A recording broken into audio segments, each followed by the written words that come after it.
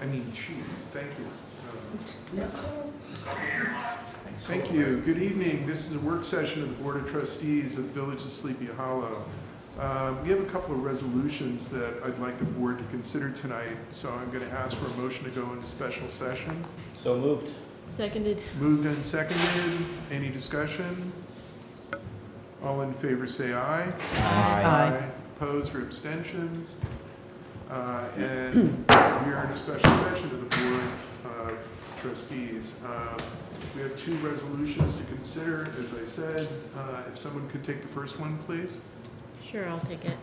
Resolution of the Mayor and the Board of Trustees confirming Mayor's appointment. Be it resolved, the Board of Trustees of the Village of Sleepy Hollow approve the Mayor's appointment of Kevin Smith of Hawthorne, New York, as Superintendent of Public Works effective Monday, August 30th, 2021, with the following terms and conditions of employment. Wages: Kevin Smith's base salary will be $160,000 prorated for any partial year of service. Work hours: 48 hours per week. With the prior approval of the village administrator, Kevin Smith may flex his work hours within his defined work week. Vacation: Kevin Smith will receive 20 vacation days each year, prorated for any partial years of service. Village vehicle: Kevin Smith will be provided with a village vehicle only to be used for work-related travel and work-related emergencies in accordance with the village's personnel manual. All other terms and conditions of employment will be as per the village's then current personnel manual and other policies and procedures, unless and until subsequently altered by village board resolution. Be it further resolved that said appointment is provisional and subject to the approval by the Westchester County Department of Human Resources. And be it further resolved, resolution number 06/75-A/2021 is rescinded. So moved. Seconded. We really want you very badly. Good. Well, we still have to vote. There was a second there, right? We doubled, All right, yes. great. So, any discussion? All in favor say aye. Aye. Opposed or abstentions? And the resolution is approved. We have one other resolution. If we could take that, and then we'll end our special session. Resolution of the Board of Trustees of the Village of Sleepy Hollow recommending architectural firm for the Department of Public Works facility. Whereas a request for proposals was sent out on May 7th, 2021 to solicit proposals from qualified architects to design a Department of Public Works facility. And whereas 4 proposals were received and reviewed by members of the village board and village staff. And whereas the Sleepy Hollow Local Development Corporation will retain the architectural firm chosen for this project at the request and recommendation of the village board. Whereas Sage and Coombe Architects was identified as the most qualified architectural firm to provide this service. Now therefore be it resolved that the Board of Trustees of the Village of Sleepy Hollow makes a recommendation to the Sleepy Hollow Local Development Corporation to retain Sage and Coombe Architects to design a Department of Public Works facility subject to the terms of their proposal. So moved. Seconded. Moved and seconded. Any discussion? All in favor say aye. Aye. Aye. Opposed or abstentions? The resolution is approved. Mr. Giacchio, please notify the LDC board and specifically Dan Breyer. Can I get a motion to end the special session? So moved. Seconded. Moved and seconded. All in favor say aye. Aye. Opposed? Our special session is ended. We're in our work session. We're just going to take a brief recess. Mr. Smith.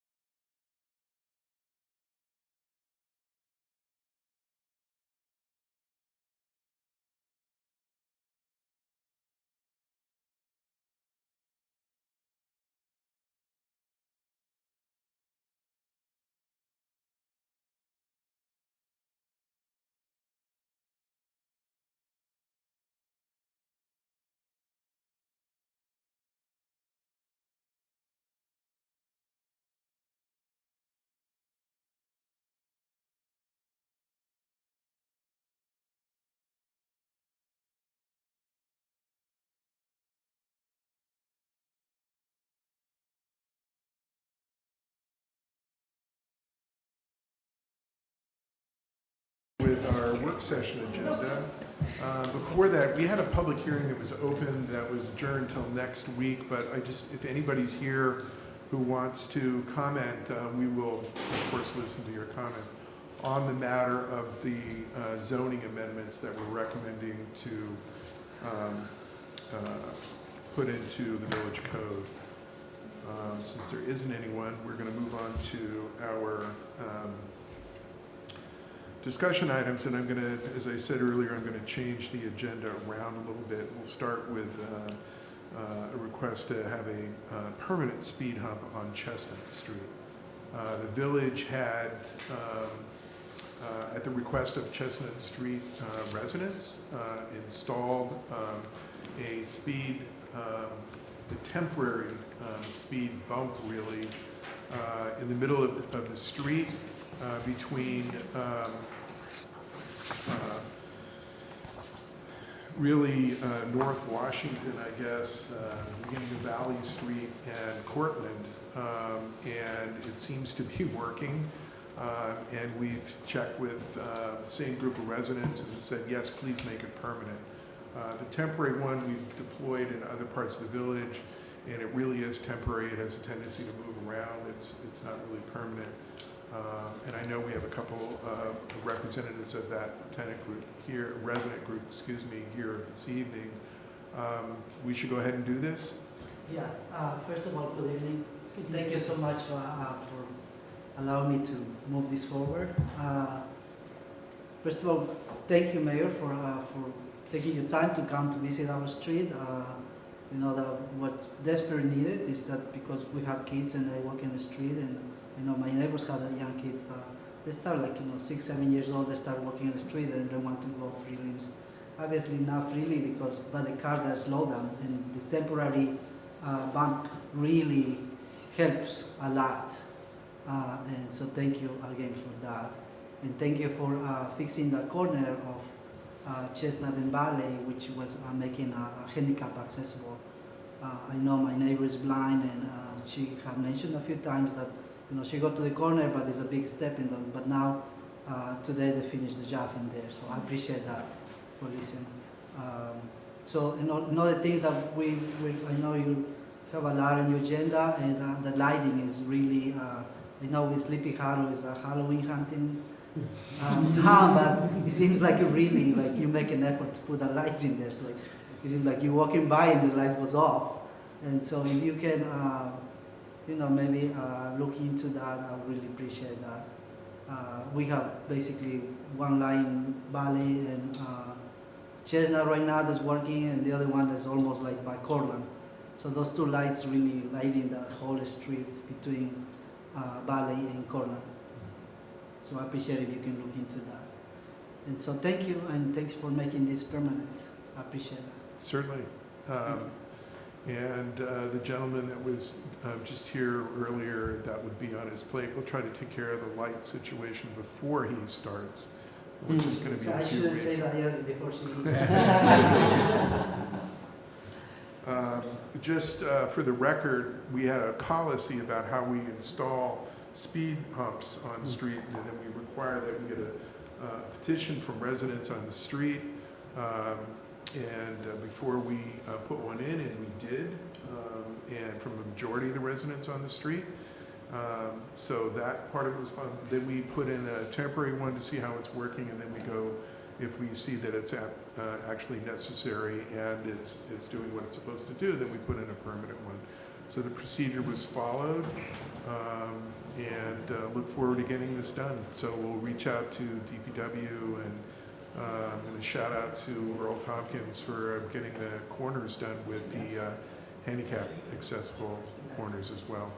Thank you. So, and thanks for reaching out. We look forward to continuing to work with you. I really appreciate it. Okay, Thank you. all right, thank you. Now, please. Yes, good evening, everybody. Thank you very much, Mayor. My name is Jose Sina. I live in 65 Chandler Street, and my brother-in-law house. He couldn't come to the meeting today. Uh-huh. I came to for him. Thank you very much for the speed bump, because the speed bump works very well. Now the cars, the traffic is slow. It's work very well. It's good for the kids to walk. Mm-hmm. Yes. Thank you very much. Appreciate it. Thank you. It's good to hear. We know they work because everybody's slow. You only go over them fast once, and then after that you remember.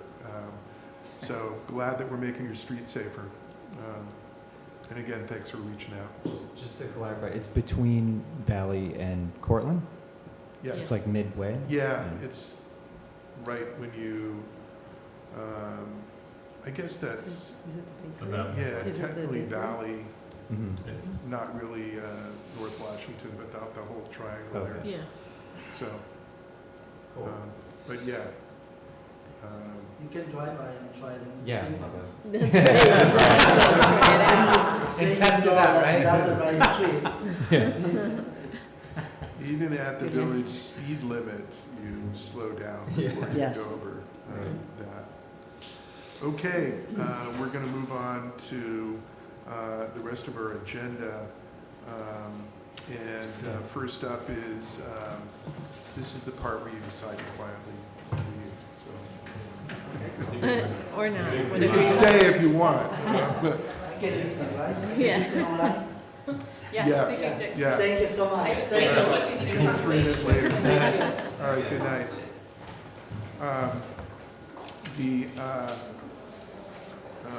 And that is consolidated funding applications and Cdbg grant applications, and we'll be reviewing those now. So, welcome back. yes. Take it away. Dave Jenkins is from Millennium I bet Strategies. you. Yeah. Nice Oh, I'm to, sorry. nice to meet the rest of you. See it. They're our grant writing firm, and this is the time of year where they really earn their money, because we have a lot of grants, Community Development Block Grant, which we had a public hearing on last week, and then consolidated funding applications, which we also discussed at previous meetings. The board was also sent today, the LDC applies for grants as well, and they need this board to approve that application. 2 applications. I sent that to the village board. So in all, we're applying for 5 consolidated funding applications, 2 from the LDC related to the Sleepy Hollow Common project. The other 3 are the Ichabod's Bulkhead. We're working with Sarah Smiley on a climate action plan project, and we're also looking to get a study on our infiltration with our stormwater into our sewer system. So those are the 3 consolidated funding applications. The Cdbg grants I mentioned last week, we had the public hearing. One is the drainage on North Washington and Valley, one is the streetscape on Valley, and the 3rd one is pipe relining in the downtown. So those are all the grants. I brought Dave kind of to also just reintroduce. Yes, to meet Oh, those of you yeah, who yeah. haven't met, and obviously if any questions come up, And they are the just feel ones, free to ask. yeah, and they're the ones who prepare all of these applications for us, with the exception of the LDC, they have their own grant. We've had a busy few months. Since April, we've submitted 9 applications, and there's another, obviously 3 with CFA, so it's a good thing to be busy and to be pursuing funding. It's ultimately the goal is to give taxpayer relief. So we're very proactive in that way, and working closely with Anthony to get these funded. And they're all, the application, the board needs to pass a resolution next week in time to get the applications in, they have to be in by the end of the month. Well, I would say also, in reviewing a lot of them on the calls that you and I have done, it was a really good vetting process on the approach, the style, what you felt, that your organization felt that we should be participating in. I feel like they're very well suited and matched. So I commend everybody on your team, and Anthony, certainly, the people that you recruited to participate in it, because it's a lot of work. to really do the matching part of it and the probability of assessing what we're going to get and what we can. I mean, you can't never say it, but it seems like we're really poised for success on it. And it matches well with some of the other things that we're doing as well that's in the pipeline. So thank you. And they do work with the department heads. I know they work with police chief, Luetti, Yes. fire Bradley department. department had to work with them, yeah, as of tonight. Yeah, no, I can see from Can I- the, because you don't want to get yourself, I guess, in a situation where you're funding something and then it interferes with a project we've been working on a long time strategically. So there's a lot of pieces that are involved in it. And it was recognized when we went through it, each one in detail. So that was a really good exercise to do. Thank you for allowing me to participate in that. Thanks for having us work with you. It's a privilege. So the Valley and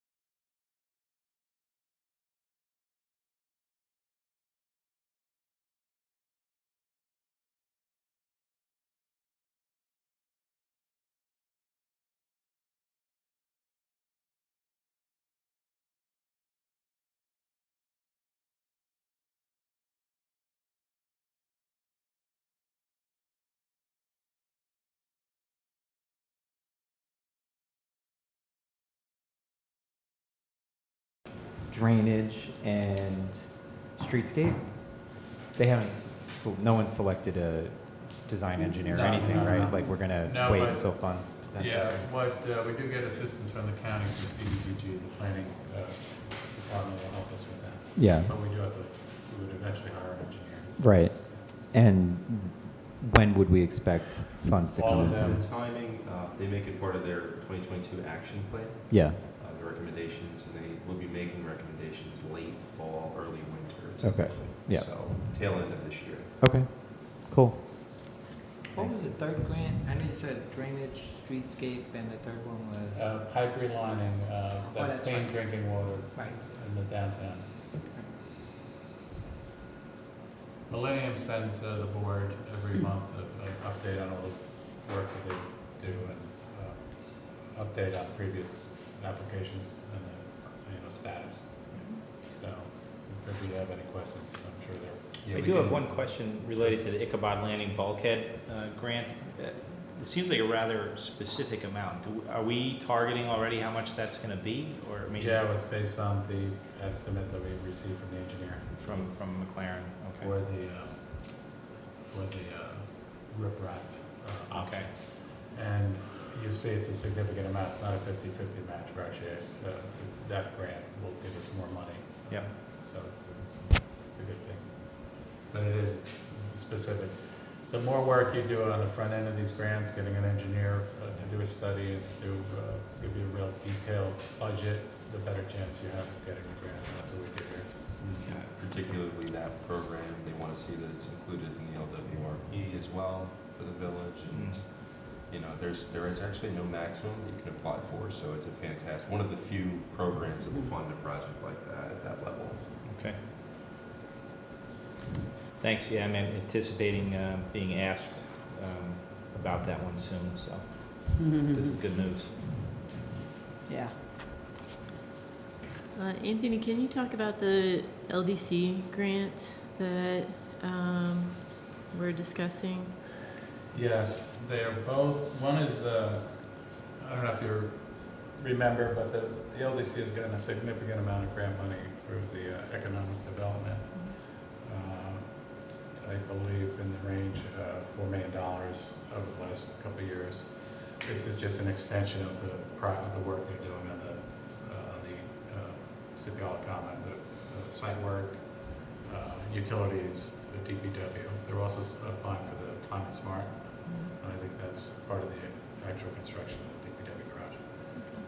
That grant we did receive last year, $2 million for that construction. So it's all part of the whole overall City Hall Common project. And what's our matching requirement for it? I'm I'm not sure if she included it in there. What was the question? What's What's the what's match? our matching requirement? for it?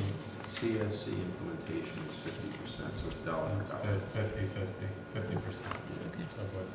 So the project is so expensive that we have no problem matching any of these grants. We don't use, so. Or another way of saying it is it's work that needs to be done, Mhm. so we have to do the work. And if somebody's going to pay for half of it, sure, Right. we'll take it.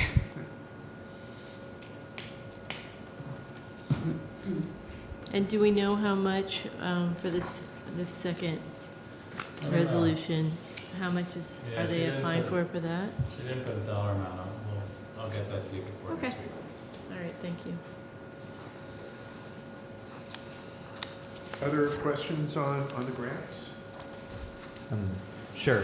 I guess unrelated to these in particular, we spoke about potential NYSERDA grants, right? And we don't necessarily qualify on existing facilities because we don't pay into the system benefits charge. But it doesn't prevent us from paying into it in the future, say with a new facility. Right. So I think we should, if we can, explore possibilities there. I know there's a community heat pump program out there currently, and there's proposals coming into that program where folks are tying into sewer mains to pull heat out of it, right, to heat public facilities. So I think there's a number of opportunities inside NYSERDA. And I know it's historically difficult for municipalities to take advantage of that money because they don't usually pay into the systems benefit Right. charge. But Yeah. there's certainly an avenue Yeah. as you're presenting right now, so we can definitely have Right. a more detailed discussion on that. Yeah, and if we can make a decision sort of to position ourselves to be eligible, we might want to do that.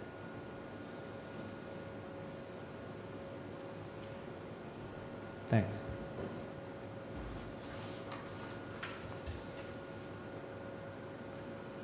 Other questions or comments?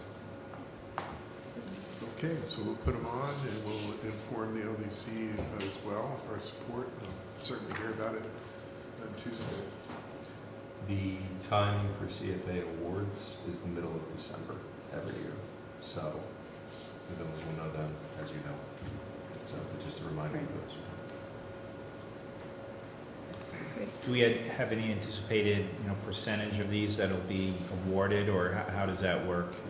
Might they say, well, we're not gonna give you the full amount, we're gonna give you less? Certain programs, they will do that. Ultimately, they're all reviewed by both the regional council, which scores them 1 to 20 points, and then they're reviewed by the individual state department. Cdbg is strictly through the county, where Yeah. they're evaluated through the community development office. Pretty confident we're gonna get all 3 CDBG grants. Historically, we've gotten all of the grants for the CFA, just one. But more recently, we've gotten more than one, so, All 3 are competitive projects. yeah, we have good projects. Okay. Great. You usually know going in if you're going to be competitive. These are good projects. So, hopefully. Yeah, and I think what you said earlier about having some of the work done ahead of time shows a commitment. We've already paid to have the engineering studies done, and it's not like we're reaching out to somebody to say, hey, pay for everything for us. We're serious about these projects. We need to have them done. And we'd like to see our tax dollars come back to Sleepy Hollow. Okay, well, great. Well, thank you so much. Good to Thank see you you. again. Thank you. Be well. Fingers crossed we go 6 for 6 on this. Yeah. No, I thought your firm guaranteed that we would. I wish I could. Or what's the penalty if it doesn't happen? Well, it depends on how well, we'll talk. Fingers crossed. It's a lot of pressure. Bye, guys. Thank you. All right, have a good Good, night. thanks for coming. Good night, Yeah, thank you. be well. Our next discussion item is on the ARPA funds, or the American Recovery Program.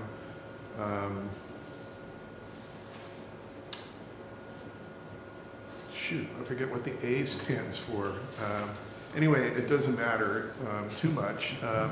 These are federal funds that are being distributed through a formula by New York State based on per capita, based on the number of folks that are officially in Sleepy Hollow.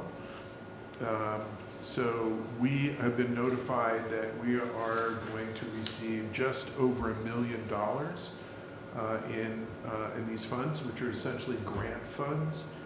There are 4 categories, I believe, Mr. Giacchio, correct, that we can use them on. Some of them are really simple, straightforward, or not simple, but they're more straightforward than others. Like we do water projects and things like that, of which we've been doing a number in recent years. It's pretty straightforward that you'll be approved. We get, and others are not so obvious. So we have some time to think about this and what we want to do. And the other thing that's important to remember is we get half of the funds at the end of this month, and then we get the other half of the funds a year from now. So we get just a shade over $500,000, and then we get another $500,000. And we don't have to, we can split it up whatever way we see is the most useful or beneficial to the village, but it's really our call. There's 2 things I want to emphasize. One is this is money that's not in our budget. This is money that we don't have to borrow for. We don't have to bond for it as we normally would.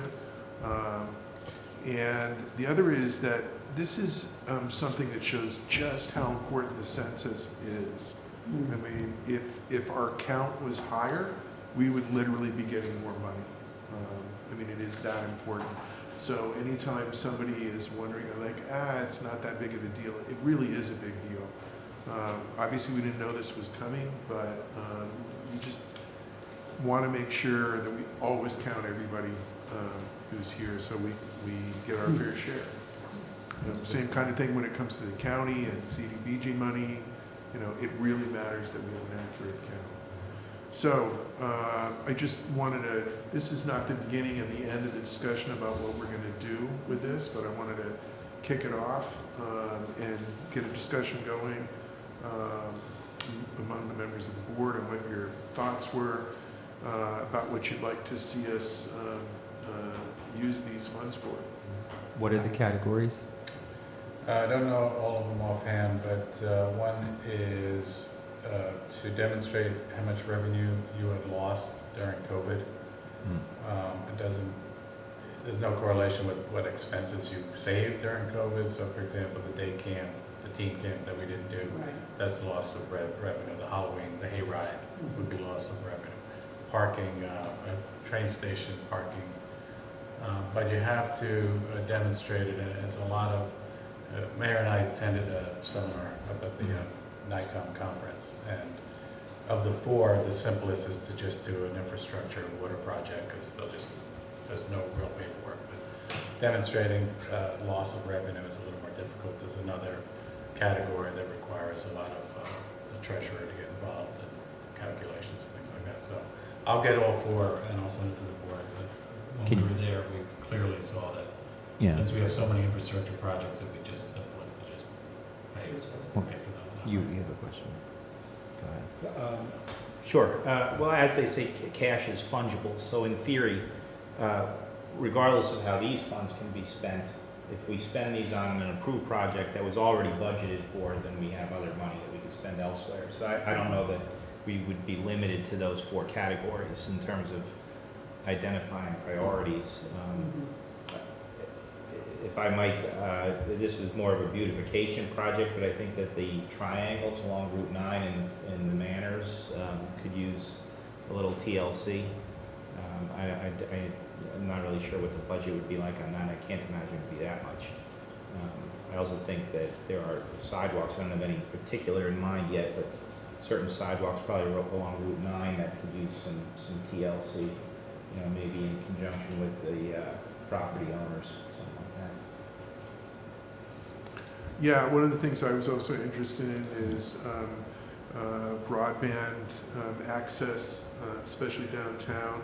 There's some efforts underway in other municipalities. I know notably in Yonkers, there's an effort underway to essentially have what amounts to free Wi-Fi in some neighborhoods in Yonkers.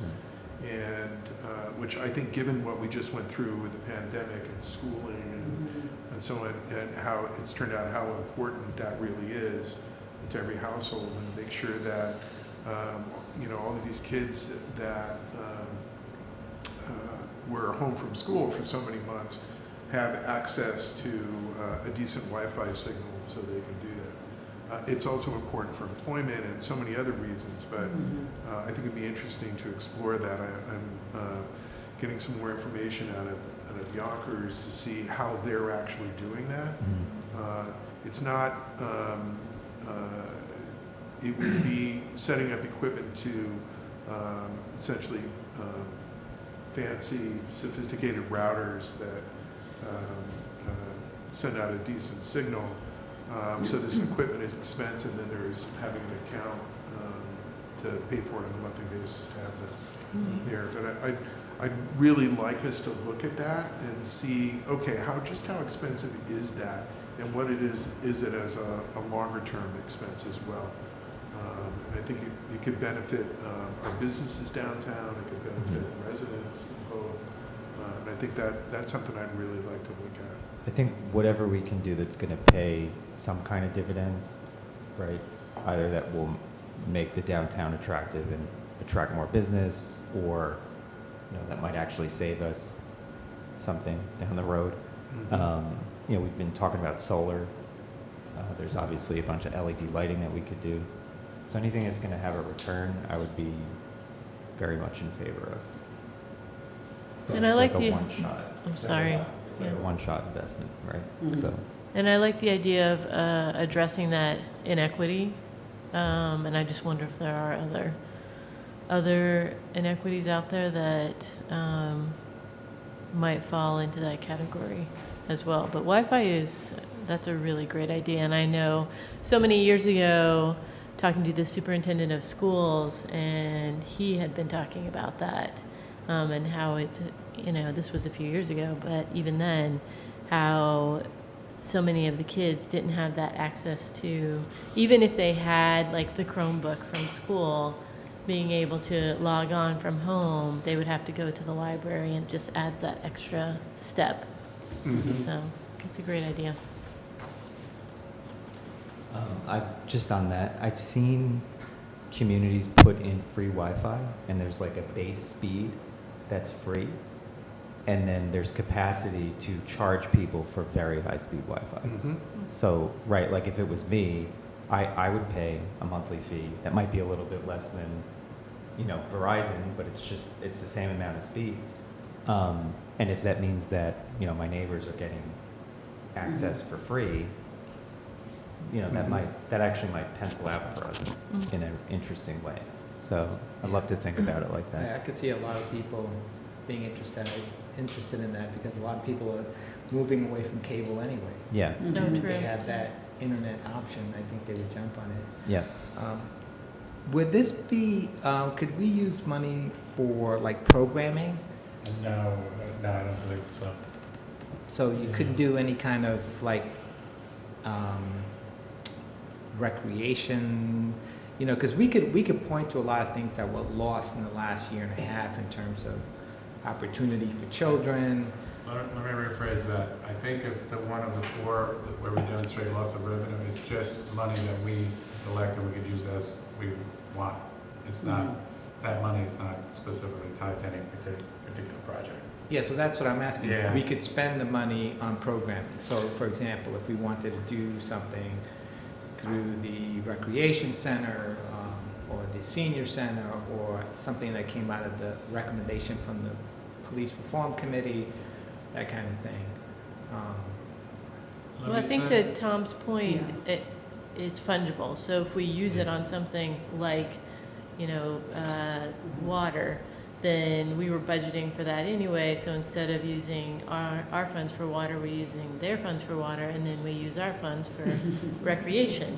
I mean, we could really. If we do that. Yeah, exactly. But I mean, it's not like it's not But exactly possible, what but you're yeah.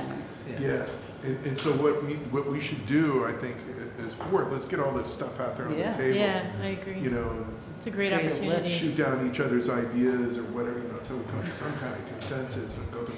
And also go through them to find out, okay, we want to use it for this, we have this in the budget, let's make sure we go through and we can, and it is as fungible as we think it is. So, Mhm. but for now, I think let's work on the ideas and what we'd like to see.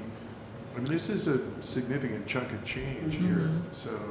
And I think it's worth including Deanna in the conversation because I feel that she would have some ideas just based on her conversations with some of our residents about Mhm. you Yeah. know their That's what thoughts I- on That's what I was thinking about because, you know, I recently went to a function and I was talking with some of the parents from the Ecuadorian community and they were talking about how they have these programs where they just have children really adapting to speaking English because many of them are, you know, Spanish is their first language and they sometimes are a little bit shy. I asked them to invite me to one of their classes so I can get into conversation with the children. Nice. But yeah, there's a need for that, and they also do a lot of cultural types of things with dance and theater. Mhm. Mhm. So I think it would be nice if we could leverage some of that money to do some of those community Mhm. activities that, because some of the one of the directors was telling me, you know, he was funding things out of his own pocket, you know. So it'd be nice if we could help. And two, bringing up with what Diana's been working on, she really was having such a nice momentum in building on a lot of programs, and then we had the pandemic. So I do think to bring her back to say, what were the visions of some of those things? What was the next thing that you had? Because some of it was funded that we needed to pay for. You know, and an idea I was thinking as well as we're putting this list together, perhaps, you know, just kind of looking at it as a little bit of like a void matrix. Where do we have our holes?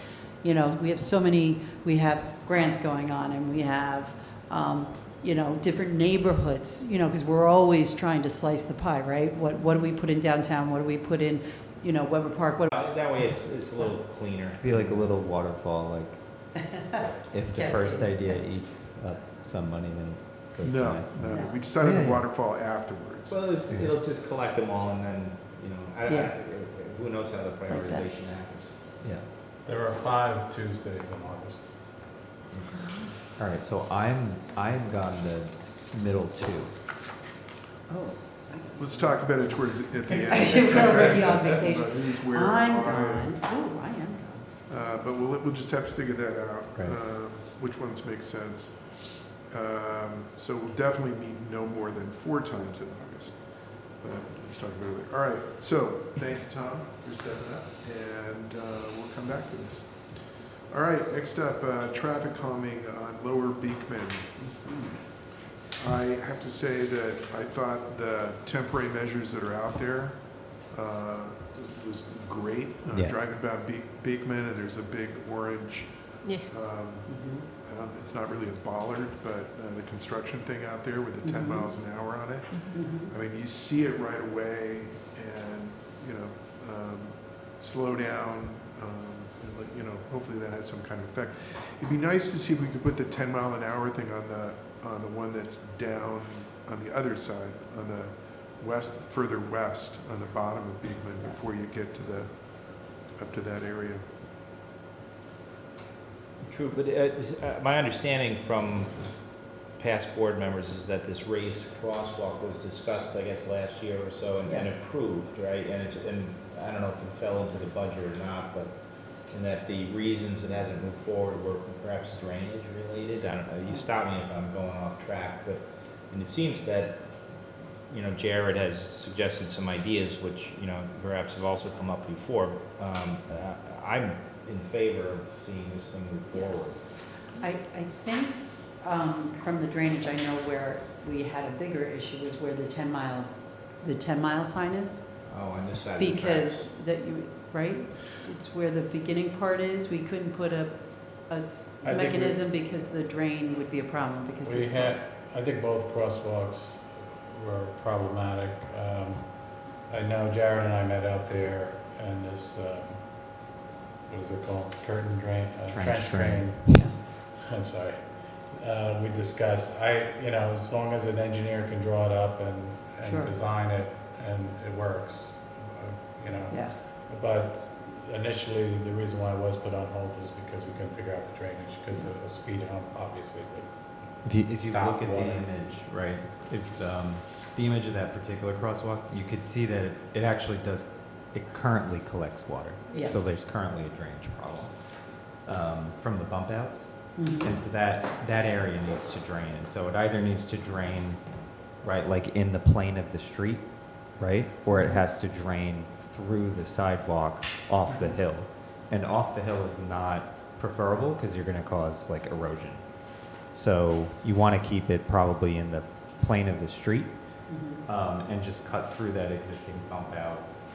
You cut it with a concrete saw, 6 inches wide, and then it gets a grate on top of it, and it would just drain through as if the bump out wasn't there at all. And you don't need it on the other side of the street, on the south side of the street, because of the way everything is sloped. So it's a pretty simple, probably fairly inexpensive. So you're saying the fix. trench drain is like that example Yeah. where Yeah, some additional Cars. pictures, yep. So you can see how they do that along the Yeah, existing that makes curb, sense. and when they put in new bump outs or Mhm. planters, and it's just so that the drainage remains continuous in the gutter. It's like preserving the gutter, basically, Yes. to the Great. next storm drain. And so I would recommend anytime we do, any kind of bump out, this might be a standard that you implement so that you're not impacting existing drainage. You don't want to go and put in a new storm drain that's probably fairly expensive. Yeah, when we do speed humps, we usually don't do them all the way to the curb. So Right. there's a way around, but with a raised sidewalk, obviously we would. So, Right. and I think these trench drains, I didn't really know what you call them, but I think work really well because it's still flat when you come off the sidewalk into the crosswalk. And the tops of them tend to stay there, the grill on the top. I've seen them get beat up really bad when cars go over them, like at the beginning of a parking lot kind of thing, and get used a lot for the same reasons, Mhm. but that wouldn't be the issue here. Yeah, you always see them at the entrance to a parking garage, Yeah. right? Yeah, Yeah. so I think I'd love, I agree, Tom, I'd love to see this, let's move forward with this. Mr. Giacchio, we need a design, to get that done. Well, if we're just putting the drain in, but we also have to do the actual raised. Yes, that's what I meant. What is the, why is there not one on the south side? It doesn't need it. Because of the slope, Is it, you won't get water to collect there. And so everything would collect right where you see the existing puddle. And if you had that trench drain, it would be evacuated through it to the next stormwater drain. I don't know where it is. I think it's about 45 feet down the street. There's another one on the south side of the street. All right. Nope. So the idea is to have two of these, right? One here, that's basically at Hudson Street, and then the other one closer up to Clinton? Or no, is that? the idea was to start and see how Start it with one. works, Okay. and that there is not necessarily a limit on how many of these we would have and where we would have them. Okay. If it's going to slow people down all over the village, Mhm. then we're going to look at it and say, okay, this worked on Beakman, why wouldn't it work on Valley? Yeah. Why wouldn't it work on Cortland? And it's the same thing as the speed humps. People slow down when there's that change, when they can feel it. Oh, yeah. Yeah, and this is like a more attractive speed hump, and it's multifunctional, Yeah. right? It also, Jared, you have that, I assume that sort of red brick in there. I think that looks nice. I also think cobblestone would look nice. You know, something, some hard surface, you know. So there's the concern over plows, right, if you do Mhm. brick or cobbles, but, you know, actually, we had a conversation Yeah, there's ways that to- you could put, yeah, you could put steel rail in so that the plow blade rides on that instead of hitting the brick, which is an interesting take. At the same time, I know that we talked about this before, Irvington, north of their main street, installed a brick crosswalk on 9. And they've, you know, that's gone through several winters, and they haven't had an issue. So I'm not exactly sure what they did there. But yeah, I mean, I'd prefer brick. I think it's pretty attractive. And it has that color change, so it draws your eye to it Mm. Yeah, as you're exactly. driving up to it. Yeah. It's both the color change and the elevation. Yeah. I think both of them slow people down, so. So just, you know, one other comment on the construction cones. I mean, if we can come up with a, I guess, more attractive solution, I'd be in favor of that. I think we could do something with a planter and maybe the yield for pedestrian sign, right? I like having the 10 miles per hour. I think that's really good as well. Mhm. So do you know what I mean when I say the yield for pedestrian? Yeah, yeah. So if we had a planter, maybe like the one that I shared with you, it's pill-shaped, Mhm. right, like a water trough, Mhm. 2 feet tall. You could get a sign on either side of it, you know, maybe here at the raised crosswalk and then also at Clinton, or wherever we're doing this. I just think Yeah. the construction cone orange is not the best thing. Yeah. We could probably do a little bit better visually. No, Yeah, and we I- can do better. We can do better, I think so. The 10 mile, I do think some people are stopping. I don't think a lot of people are stopping yet, because I just spent even just time there today when I was biking. So a consideration, I remember when we took the first walk, because you also have that driveway. So we were thinking if we were to put some kind of raised platform going across, it might be an issue because you have a driveway, right where the building, UAW? yeah, it's, Well, one of the things to keep in mind, though, It's gonna be is an we're gonna intersection. put a street Yeah. through there. So there's gonna be essentially a new, or an extension of the existing intersection. okay. Because Clinton Street will then go through and Right. down to the. That's old why I parcel. want to take a look at it. So, So- and I don't know where exactly, because one of the things that I know that we were talking about, similar to what you're saying, is instead of just having a sign there, but in that area, I think the streets are like 11 feet wide. It's much wider there and then it narrows. So at that point, it could probably take something wide enough of like 2 or 3 feet, depending, so it's slow. Because when you see Like a something. refuge, you mean? A pedestrian refuge? It could be. Like It an could be. island, It could be basically. an island, or it could just be planters, however it is, but you will stop, because you're gonna have to go a little around it to come back straight. Or maybe a fountain. Oh, I have a picture. No, so I would like to go back up there and organize ourselves around So the street. why don't we do this? That's- Because I had, somebody gave me a suggestion that we really celebrate Old Sleepy Hollow and use and it would be interesting as well for entertaining, Mhm. to just put posts instead of the orange things, Mhm. the permanent posts, and use them to tie scofflaws to them. So Yeah, we could do that. Yeah. Get people to, people would love it, I think, to see that. Like stocks, right? And then they put would people stop, in the they would stocks. start paying their parking tickets and so on. Yes. Yeah. I guess That's a great fine idea. with the rest of the board, okay. No, I'm totally in favor of that. Piloted somewhere. Somewhere. All right. Yeah, so whatever we could do to purchase planters and use those. And then, you know, Clinton and Beakman is probably a formal box with a stop sign and or a traffic light eventually. Yeah. Here's what I'm gonna suggest, Yeah. so that, because we are starting to design this, Yeah. and I'm gonna suggest that a couple of board members work on this, one of them being you, Jared, Sure. because you're already working on it, and start to put this together and do the other pieces. So where do, if we're putting in a crosswalk, do we need a public hearing, or do we just put up a crosswalk, just to answer those kind of basic questions and make sure we can do whatever we want to do. Find out the planter part of it. Mm. What do we have? What's it going to cost if we want it? If we don't have them, those pieces. Put together somebody actually designing the raised crosswalks. Mhm. So, and then coming back and saying, hey, here's a recommendation to the board. And also including where we at least initially would like to do this. Don't worry about the entire village. Just let's restrict it to Beakman Target for now. Especially lower Beakman, really.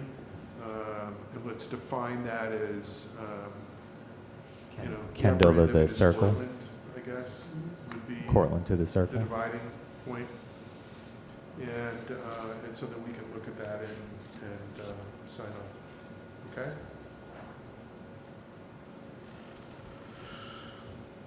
I will let you self-identify who else wants to work on this. And just get together, Jared, and we'll go from there. Okay? All right, next up, we approved as a temporary measure on-street dining in front of Hudson Anchor. It's in place. I have to say what they've done seems attractive to me. I like how they set it up. We've already received some criticism about that from an adjacent neighbor, concerned about their ability, the neighbor right next door, I think to the north, I'm sorry, to the east, is concerned about being able to get in and out of their driveway with that blocking their view. Spent some time looking at it, and I don't quite see that argument because what's out there doesn't look like it's any higher than a parked car. The cars that were parked there just to the south of the tables, and certainly if it was a large SUV or larger truck, pickup, an Escalade, anything like that, you would be worse than what's there. You wouldn't be able to see around those. And of course, we can't control who parks in the parking spaces. There were some other issues that the neighbor raised that we're encouraging them to pursue through other avenues, not related directly to the parking part of it. But we said we would do this, we'd monitor it. So just wanted to make sure that the board knows that there is, I think you've all seen a letter or an email from the next door neighbors with their concerns. And just want to make sure we have an opportunity to discuss it. So I'm interested in your thoughts. Well, have we heard anything from the business owner? Yeah, I don't know if you want to. I spoke to Gary, actually, and I'm curious to know if that letter came in before he made an adjustment or after? Before. It came in That was before. before the. It was, okay. So, I was going down, I was talking to Gary, and it was, and you really don't know it until you build something, right? Until what it looks like, and it looks bigger and taller and all this stuff. So, in working with Earl, and he worked directly with Gary, the store owner, and developed it. And then it evolved with conversation once it was built. And what they remedied in just a few days is that they pulled it in, what, 1.5 feet almost? Almost. I think what happened was the curb line is not parallel with the. Yeah, the so it yellow line. narrows in that area So, to 9 feet Yeah. versus 11 feet elsewhere. They shrunk it. So I think what happened was, and I could be, that's why I'm asking when the letter came in, the sight line with the 2 parking spots that are towards the riverside, if that person's coming out of driveway. This structure is 1.5 feet further out than what they were used to seeing. So now the remedy was they brought it back in, and it's directly in line with all the other cars. So now if you pulled out, your sight line is the same. Now maybe it's a little bit higher than what you used to, but no different than if a car was there at that point, I feel.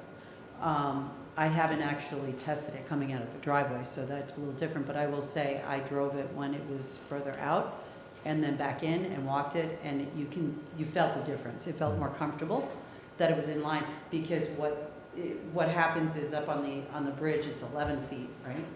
I think that's the spatial. It's 11 feet, and then it goes down about 2 feet, and that's one section, it narrows, and then it opens back up. Because the sidewalks on the bridge are narrower than anywhere else. Yes, Just a little yes, so that's why you get the extra 2 feet, you get a foot in each side because they're smaller. So I think a couple of things when you're working on a pilot. The store owner was responsive. Our team of people worked on it very quickly in a week's time with it up there. He already adjusted it. So I do recommend everybody go back there, and maybe we can go to the resident and see if that had a better, that it remedied the problem there. I mean, that would be the only thing I would say to continue on the conversation.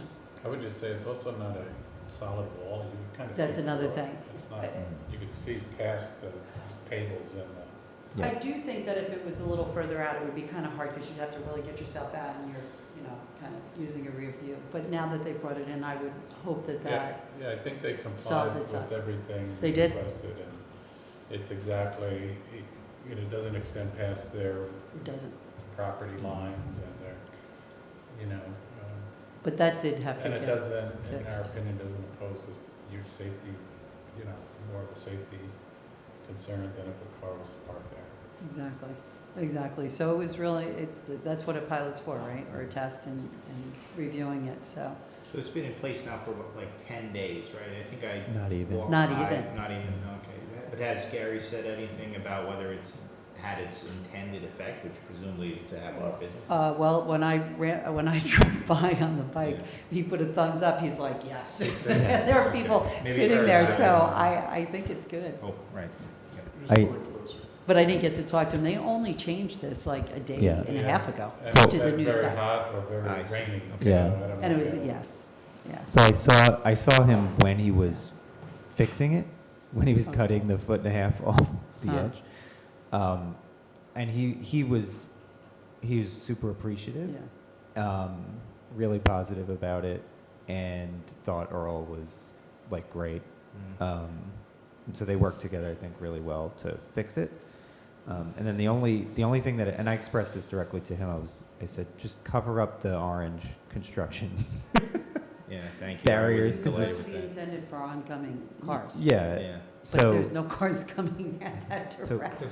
Gary's actually going to do Hudson Anchor logo banners Okay. Okay. and put them on those orange barricades, and And it it'll actually be looks keeping- pretty it'll cool. be Yeah, Keeping with his awning what he showed up me. on the top. Yeah.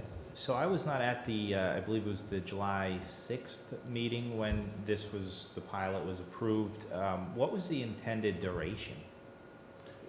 Two things. One is, we said, let's take a look and see if we like this or not. And so there was no durations.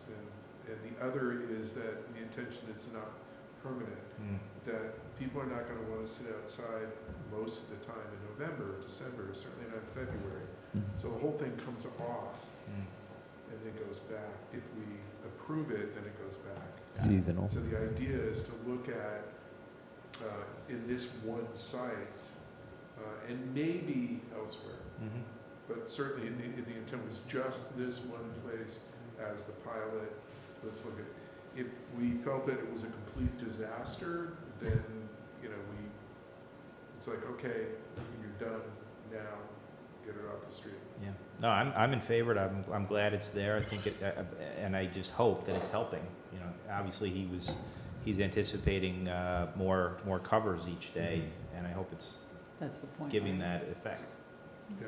Also, the choice of the barricades that you could fill with water instead of the big concrete blocks is the right choice. Because you they're just easier to drain them. store. Yeah, you just drain them and move them. and you don't have to, you don't need a big forklift to, But they'll puddle up move on the them. other side of the street when you drain them. right, right, But we'll have a dream yeah. We stole that idea for dumpsters. No, it's great. Oh, Yeah, good. it's really good. Okay, so we'll continue to monitor. Cortland Beakman stop sign and improvements. Basically, the proposed, oft-proposed new plaza at that intersection. It's not close to being charming, but it's, I like seeing it, closing that off. Your thoughts? Well, I also happen to like it, not necessarily in its current configuration, but I have heard criticism from folks, let's say, and I was just wondering, has there been other feedback from the residents? You know, Jared, perhaps you hear more readily since you live right there. What was, Yes. before you do that, what's the criticism? Yep. So my understanding is that the Sleepy Hollow Fire Department chiefs are intending to notify the board of their concerns. Even though there were some tests and such, I think they, in hindsight, they're now realizing that there could be issues and that they're intending to let us know in writing. It'd be interesting because Jared and I were at the corner and the chief drove one of the trucks around the corner with Yeah, he no mentioned. issues at all. My sense is that they are also, and I'm only referencing the And which fire I should department. note for the public, that was the thing that we had to check Mhm. Right. before we did anything. We got to make sure that a truck coming up, an apparatus coming up Cortland can actually make that left turn. Yeah, And it did it easily. I think the concern now isn't so much about a fire vehicle being able to turn, it's more about congestion. Mhm. And I think that can be mitigated by simply having a slightly different design. Yes. And I'm not an engineer, but I think if the lanes were a little wider and if the parking was a little clearer, I think that might help. That's right. It- Yeah. So, Totally. So what I've been hearing is sort of what Ken said. It's not the most attractive thing. I think people are kind of looking at the cones and they're like, looks like a construction site. What's going on? Lots of, high school student age families having dinner there. I saw people playing cards. So people are using it. It's almost like they're getting acclimated to it and starting to use it, which is pretty exciting. And in general, I think the stop sign is extremely helpful to folks that are turning out of Cortland onto Beakman. Because previous, you might recall, there's nothing. And, often cars are up to, 40 miles per hour and you're trying to inch out, to make the left turn. So everything seems calmer. It used to be this sort of bizarre dance of cars and fairly stressful. Very stressful to get off Cortland onto Beakman. But that level of stress seems to have come down. And then even during, we don't really have a rush hour, but even during the most active times of day, there's really never more than 4 vehicles queued. And if they do queue, it's because a bus stopped to drop people off or pick people up. Yeah. So we really have very low traffic volumes. I started to, go visit it during the middle of the day, and Beakman is really inactive, during the middle of the day. There's almost no one here, which is odd. So evenings are where things start to pick up, and you see people using it to gather with friends, which is interesting. I think that was the intent. I think, traffic will increase once Edge starts to get more populated. But I did hear some concerns about blocking that off. And when the person met, asked me about it, I said, well, one of our trustees almost got killed on that corner, and because I don't think people realize how dangerous it can be when somebody is speeding on the left side, Beakman. where we currently have a barrier to get on and get past cars coming east or west, right? So it is a little dicey, that area. Yeah. I can understand what the fire department is saying, because it's obviously easier for them to make that turn left onto Beakman from there. But I don't know, you gotta weigh the pros and cons. Sure. I think to Tom's point, there is a design solution Yeah, for sure. 'cause- And so if you flip through here to the last page in this packet, the solution is probably shrinking the existing island. And this is something that came up with Mr. Corzelius, Chief Corzelius, when we met. And he said, lose the tree, maybe we get a mountable curb in, shrink the island perhaps. Yeah. And I've heard some comments about if you square up and make perpendicular to Beakman that left turn, at the top of Cortland, that probably solves a lot of these concerns. Because then folks can approach that stop Yeah, bar. just widen it, right? Exactly. Yeah. I think And- some lane striping, at Yes. some point as well. What I was told to me was that even though that's a bus stop and, a bus would stop temporarily, but I was told that cars will park there for a few minutes at a time, and Yeah. it can cause traffic to back up. Right. Mhm. So we do need to do some striping, in a number of locations, actually. And I think it is a great respite for the people who live in that area because they don't have a backyard or, it's hot and they don't have air conditioning. It's a great place for them to gather. It's an available space.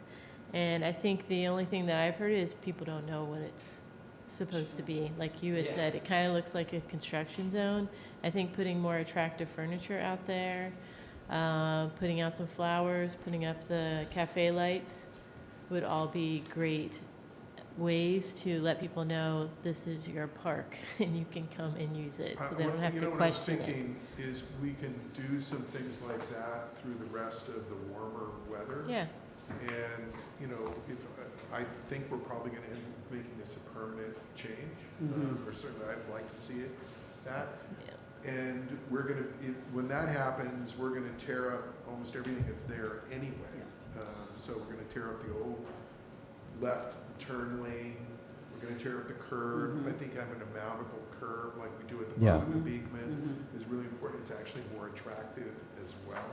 So we can we can widen it there, hopefully address the fire warden's concerns and the rest of that. But I'd like to see what we can do again as temporary stuff between, now and November 1st or whenever, we decide that we're going to go ahead and, all right, let's do the work now and tear it up and build a new one. Or, It will be interesting to see it during tourism season, and I think it will get some pretty decent Mhm. use. Yeah. And Yeah, when school buses are running. sure, that was one of the things I heard from the resident, that, when you have the bus stop there, the mass transit, and then you have the school open,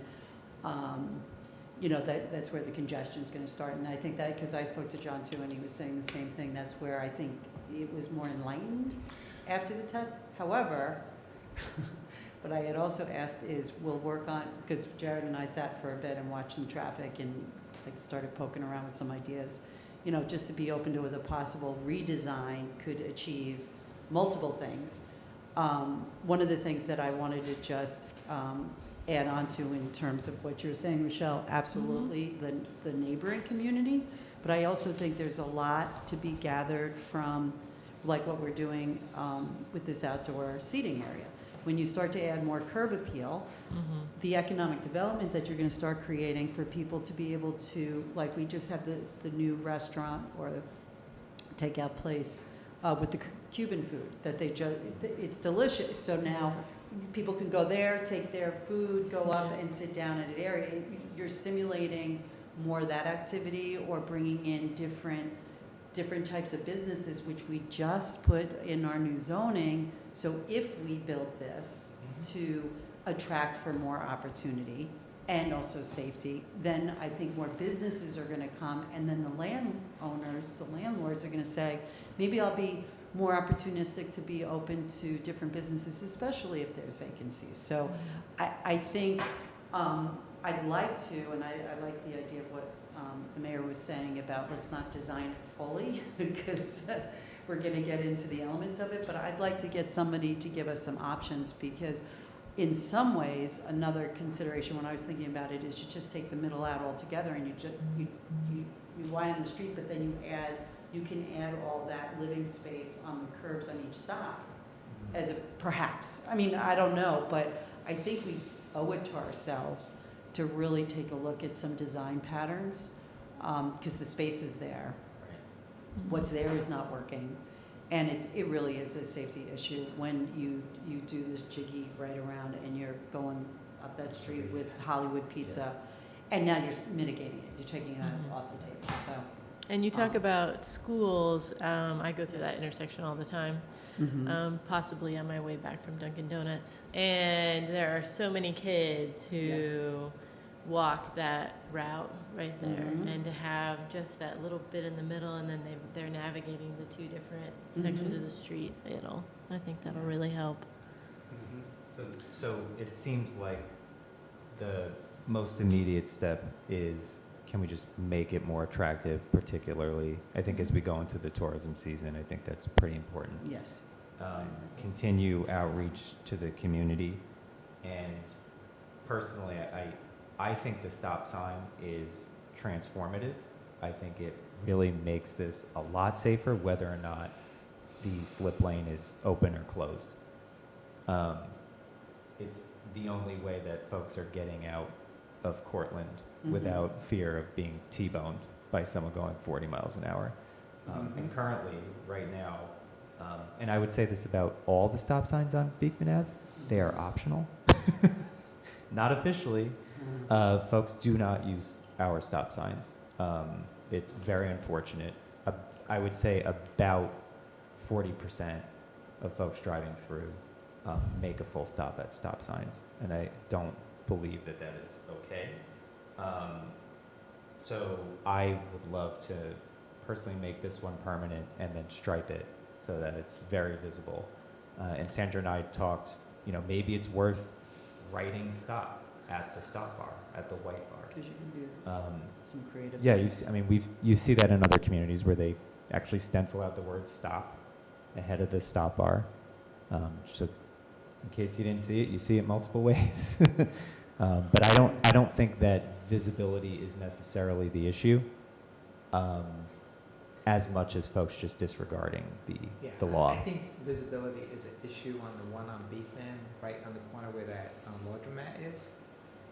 Kendall? That- It's yes, a problem. You don't see that one until the last second. Yeah, I've almost been But we T-boned can at do that some one. things now, maybe these calming device, where, No, I mean, I people agree, step we need out. to do something to help people see where they need Yeah. to stop. yeah. So what we're going to do with all of these related projects is evaluate what works on the street, what doesn't, over the next several weeks.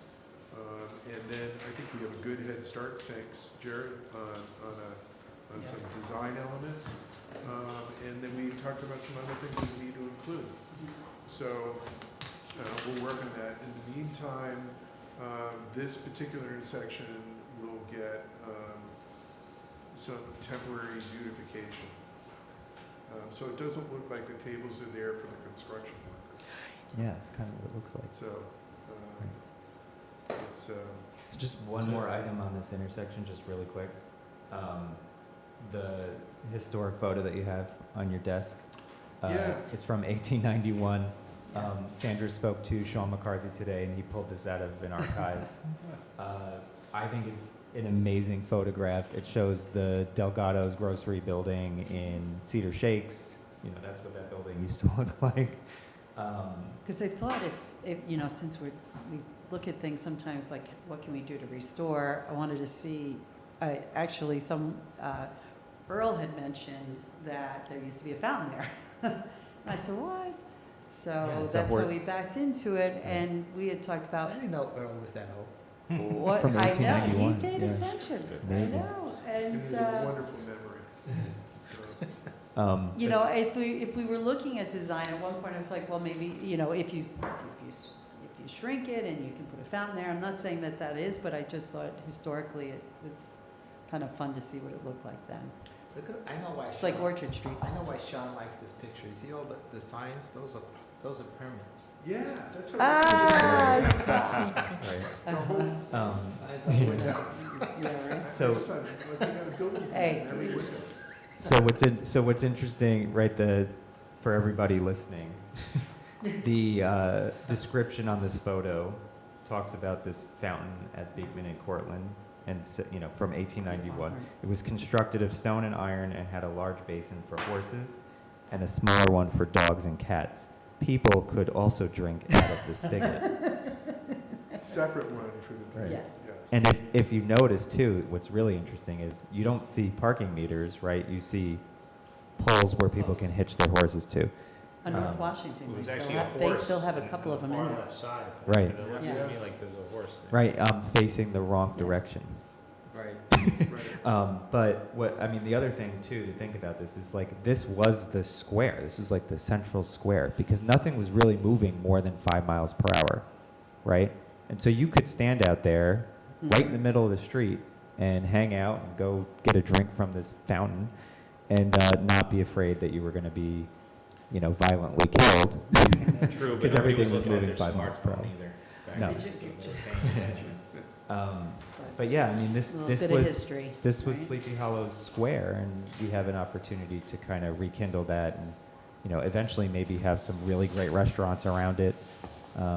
You can almost envision what it's almost like a piazza and, you know, an Italian village. Pretty interesting. Yeah. So, Cool, thanks for digging this out. Yes. The only thing I want to mention is if we do a permanent stop sign, that's a public hearing. Yes. Sure. Yes. Good. Cool. All right, next up, it circulated a potential or proposed flag and banner policy that was written by one of our attorneys and circulated that to the board. He had a couple of different recommendations in there. Just given our more recent history and my fervent hope that we do not repeat it, I think this is one way to kind of get at that.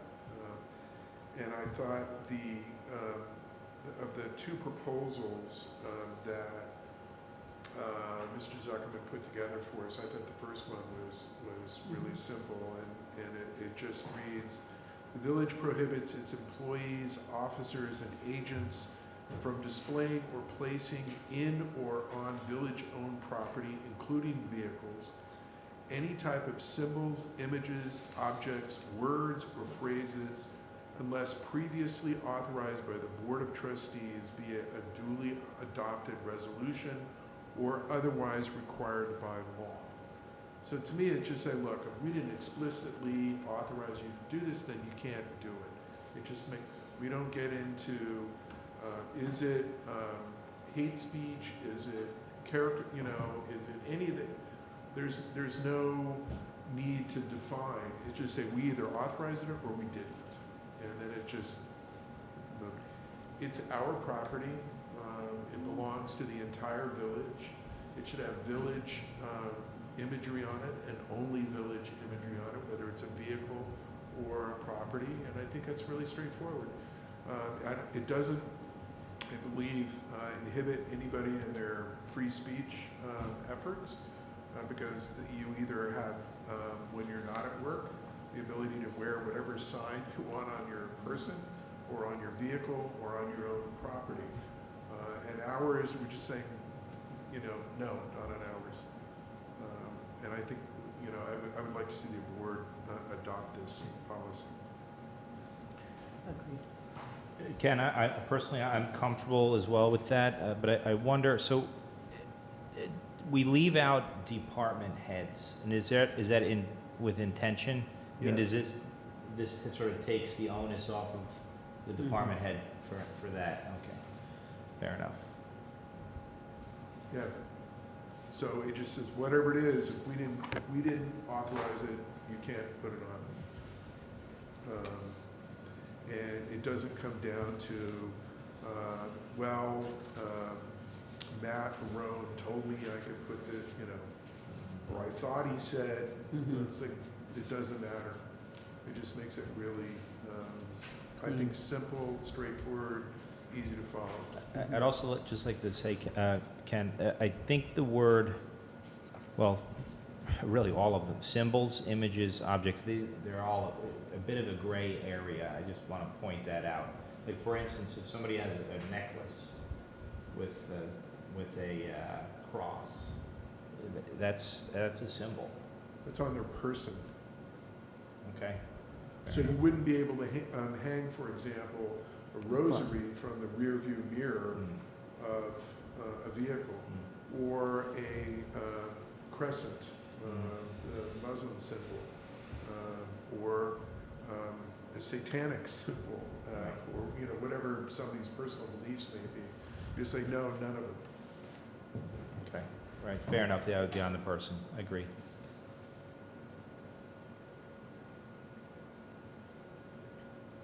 So what I'd like to do is just run this by our other law firm and have Mr. Smith take a look at it as well. But if there are no objections there, which I don't think there would be, but just to be doubly sure, I'd like to put it on to approve next week. Yep. Okay, Yes. Yep. great, thank you. Okay, next up, Mahoney Place, the walkway there.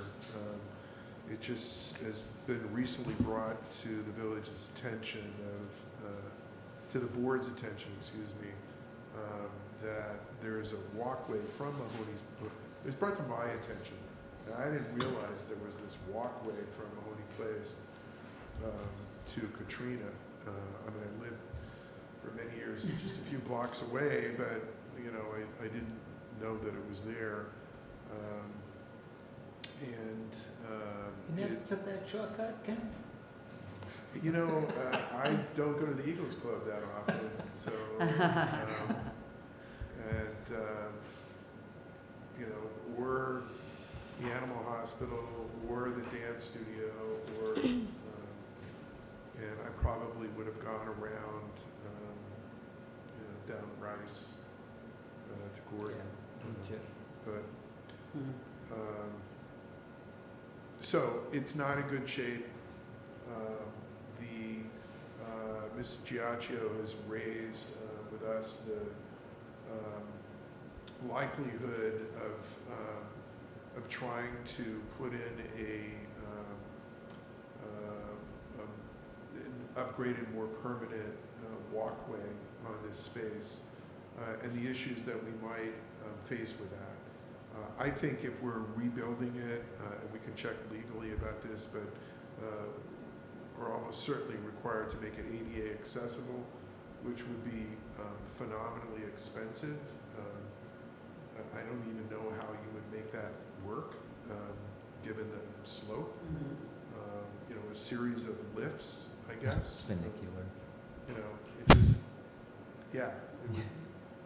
So- What do you call those little trains? Yeah, that go- a funicular. Yeah. Thank you, Yeah. yes. I mean, that would be kind of cool, but Really Tow rope? like there that goes the ski slope? ARPA funds Yeah, it'd be really for cool. a beginning. It'd be a tourism So if we're attraction. just repairing it, does it need to be ADA compliant if we're not rebuilding it? We need to get that question answered Yeah, before we can make any kind of a decision about what we want to do with it. sure. one of the, it's sort of like posing an argument. Okay, let's say no, or let's say yes, and then work against it. So this one, the argument that's being posed is let's demap that so that it no longer belongs to the village. What that means technically is that the landowners on either side would have the opportunity to then add that to their property. What we would need under any circumstances is because there's water and sewer and there might be drainage lines that go down that space as well, that we would need an easement for those, and we have that in other places in the village, so that's not out of the ordinary. But then we would be giving up the ownership of it. So that's what we need to test. Do we want to do this? If we don't do this, what are we required to do? Can we successfully block this off? Is one thing. It's like if nobody walks on it, it's not an issue. It sounds like people will continue to do that in the same way that people hop over fences because that's the easy way to go. Can I ask a question? Is this the area that we recently had a couple of complaints from neighbors in that? Yeah, they wanted their street fixed and they wanted the walkway fixed. So where is the problem? Is it on Katrina or Mahoney? No, it's on- If you look at the Between map, it's that little It's the alleyway that you see there. slot. I see the alleyway, right? But Mahoney Place is the street that they want help repairing. That's a separate issue. That's a Yeah, separate no, I issue. understand. I'm Okay. just explaining. So their sewer pipes Right. are under this easement, and they are responsible for those. And they're worried that the pipes will be damaged. Yeah, I was just trying to figure out where the issue was on the Mhm. map. Yeah, the adjacent properties. Yeah. It sounds like there has been some precedent, Anthony, I asked you earlier, it sounds like the village has done this sort of thing before, effectively give away municipal-owned land. Mhm. Does that go through a hearing process? I'm just curious. No, because the only people that have, well, I think not, and we'll double check that. I'm just, I mean, it's probably a silly thing, but, you know, you were saying we would perhaps split it in half and say, okay, you get some, but what if another owner, what if another resident wants it? I think it's the ones that are on the line. Who's ever adjacent, It would immediately be, adjacent. that would be the, Yeah. okay, I'm just curious and asking. yeah. Do they need to accept it? What if they don't want it? Well, if I recall when we did this, it's essentially a right of way. It's not, we don't own it. It's just the village has the right to put a street there, for example. Yeah. If, and we have, since I've been here, identified paper things that are on a map that just make no sense, and the village just demapped them and said, we have no use for this.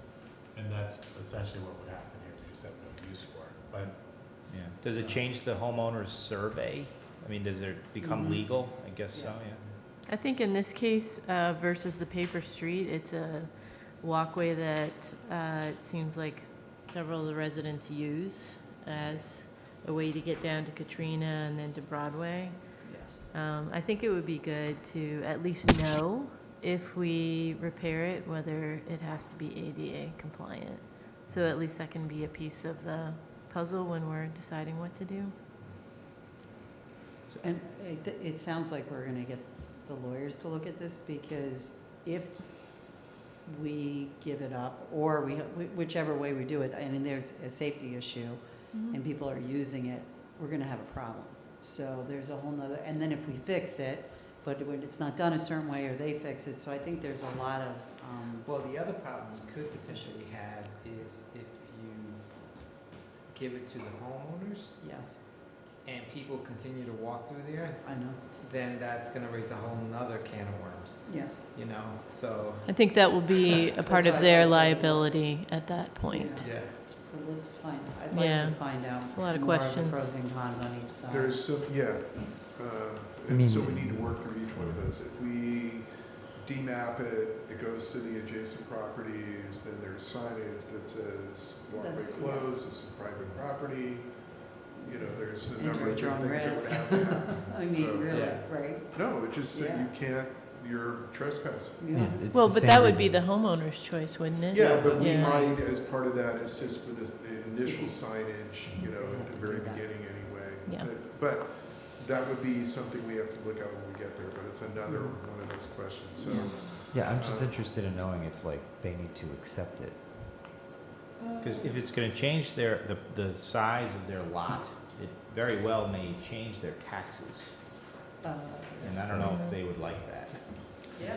And that's a question essentially for the assessor, because we have done that in other places. So where they want it, The, where they wanted Yeah, it though, and too. it looks like, from the pictures, I've never walked through there, but it looked like it would be very expensive for them to do anything that Yeah. would benefit their living, I don't Yeah. think there's any lighting on there you either. know, so. And people are doing it at They might night. not want it. Well, they want it fixed. They I want mean, it that's- fixed. that when they were here, they Yeah. wanted it fixed, and it's been long, but I think it's like when we were dealing with the fence. Right.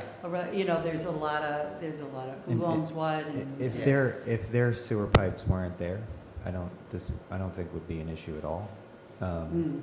It's that their sewer pipes are there and they're responsible for fixing it, and when it goes bad, right, because it's clay pipe, if it caves in because somebody's walking Walking on on it. it, then that's really expensive. Yeah. There's the one picture where you, from Katrina, where you can see the side door stairs that go down. There's a Mhm. white picket fence, like lattice over there. Yes. That's their egress. This is how they get out. That stairway goes down to this, Oh, what looks like a drain, it looks like a gutter, basically. right, But that's how you would get out of that property. right. It's very strange. And where we put road closed, that sign, that technically isn't where the walkway starts. It starts at the curb on Katrina. So Right. that whole section would have to be Oh. improved and it's just an odd, thing. You should go walk over there. Yeah. It's kind of a cool little spot. I didn't know it was there. Yeah. I want to tell you guys a quick little story, which I'll get to in a sec, but I personally, I'm in favor of doing the least possible, which it sounds like demapping might be, the least possible that the village takes on. So where I grew up in Eastchester, between us and the neighbor, was this exact same thing, but it was much bigger. It was about the size of our boardroom here. And it was, we used to just call it an open lot. And it was full of weeds and trees and roots. And it was basically a way for that people would come through from the street to a ball field. And it was about 100 yards long. And my folks would complain, oh, we don't like all these people walking through here. So the Eastchester just put a fence up at the end of the ball field. Nobody could go through anymore. That solved that. And so Eastchester doesn't maintain this thing. And there's pipes in there, there's a sewer cap in there, and the homeowners don't own it or have to maintain it either. So I don't know, I'm in favor of, and I never thought I'd be invoking Eastchester in these meetings, but I'm in favor of doing as little as possible here, I have to admit, including just putting a fence up at one side. Yeah, maybe we just do a more robust fence. I'd like to see, yeah. See what happens. I'd like to see what the lawyers say, I just agree. because of the pipes and the danger, and I do think a lot of people use it. It just no different than, but it's deep and it has a lot of layers to it. Let's see what they say, and if we can, make it work. Mrs. Please Giaccio, do. I'm sorry. No, no. Mr. Giaccio, you got the questions down that we need? Great. All right. That finishes our work session for the evening. Just remember, folks, take a look at the August schedule. Look at the calendar anyway, and let's talk about that. You want to know? All right. Let's start with, why don't we take this, and don't have to make the decision right now, but But just, who's going to be away when? You got the calendar open already? What are the August Yes. dates? we have, for the Tuesdays, we have the 3rd, the 10th, the 17th, the 24th, and the 31st. I'll be away the 17th. Ooh, All right, we got 2 down on the Me 17th. too. Ooh, oh, 3 down. Okay, Almost a- 17th is out.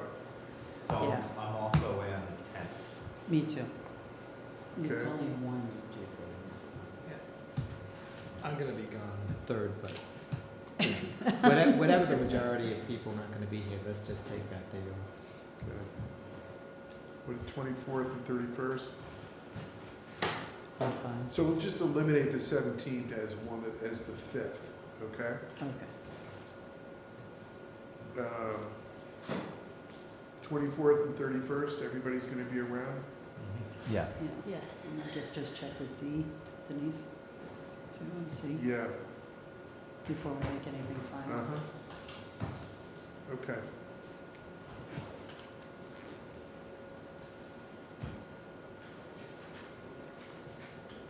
And anybody wins a prize and gets 2 weeks at the shore or whatever, we'll bring it up next week, okay? That's good. Or Mohawk Mountain House, or the Sagamore, or whatever. Rochelle, I'd like to put in a formal request that we have a Navy ship come up, the Hudson on July 4th, one of these years, since we Oh. know people there now. I'll talk to somebody I know. We'll see if Yes, we can make that happen. congratulations. Thank you. Uh, We're very proud of him. It was a really hard program.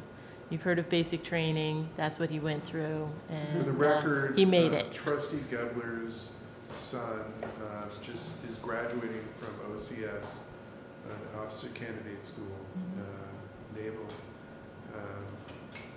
Candidate School. So Mhm. we did some from a distance, sharing your pride. It's pretty cool. It's a pretty cool thing. Thank you. So congratulations. Yes. Thank you. All right. We're done for the evening. Thank you, folks, and good night. Good night, Mike. Thank you. Where?